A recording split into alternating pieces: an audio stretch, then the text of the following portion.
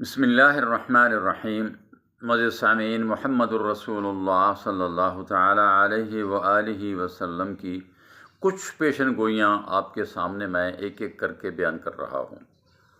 آپ صلی اللہ تعالیٰ علیہ وسلم کی پوری زندگی ایک معجزہ ہی تھا جو اللہ تعالیٰ نے انسانیت پر کرم فرما کر آپ کو مبعوث فرمایا۔ آپ صلی اللہ علیہ وسلم کو اللہ جل شانہ نے قرآن دیا۔ آپ فرماتے ہیں اللہ نے مجھے قرآن دیا۔ یہ قرآن کتنا علم ہے، اس کا احاطہ آج تک کوئی نہیں کر سکا کہ قرآن کتنا علم ہے۔ اور آپ نے فرمایا اتنا ہی علم اس کے ساتھ مجھے اور دیا گیا ہے۔ اور اس کا یہ ایک خلاصہ یہ ہے کہ جتنا علم انسانیت کی بھلائی کے لیے، دنیا اور آخرت کو سنوارنے کے لیے جتنا علم ضرورت تھا، اللہ رب العزت نے وہ سارا کا سارا علم اپنے حبیب محمد الرسول اللہ صلی اللہ علیہ وسلم کو دے دیا۔ اس سے پہلے اتنا علم کسی کو نہیں دیا گیا، چونکہ آپ خاتم الانبیاء والمرسلین ہیں، اس لیے ضرورت تھی کہ آپ کو اب پورا علم دے دیا جائے، وہ علم جو انسانیت کی فلاح و بہبود کے لیے، دنیا اور آخرت کے لیے ہے۔ باقی اللہ تعالیٰ جل شانہ کے علوم، ان کا احاطہ کوئی نہیں کر سکتا۔ وَلَا يُحِيطُونَ بِشَيْءٍ مِّنْ عِلْمِهِ إِلَّا بِمَا شَاءَ۔ اللہ تعالیٰ کا علم پورا ایک سمندر ہے، اور جو مخلوق کو علم دیا گیا ہے وہ ایک قطرہ ہے پانی کا اس سمندر میں سے۔ یہ بات آپ کو اچھی طرح سمجھنی چاہیے۔ آپ صلی اللہ علیہ وسلم نے فرمایا کہ لوگوں اپنے اخلاق پر توجہ دو۔ یہ متفق علیہ حدیث کا میں خلاصہ آپ کو سنا رہا ہوں، اپنی طرف سے بات نہیں کر رہا۔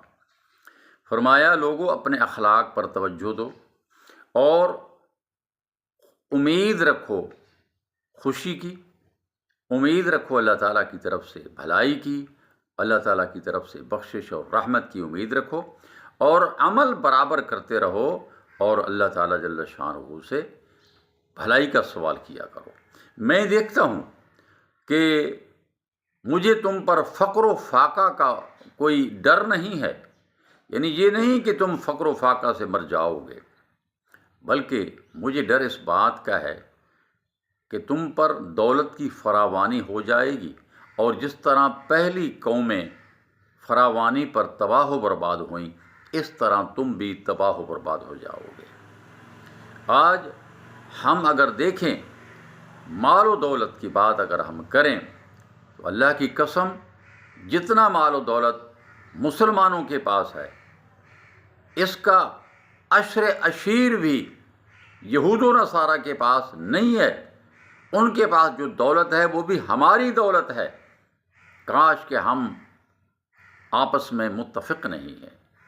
تو رسول اللہ صلی اللہ علیہ وسلم کی یہ پیشن گوئی جو ہے، یہ آج ہم دیکھ رہے ہیں، اور عنقریب ہم دیکھیں گے۔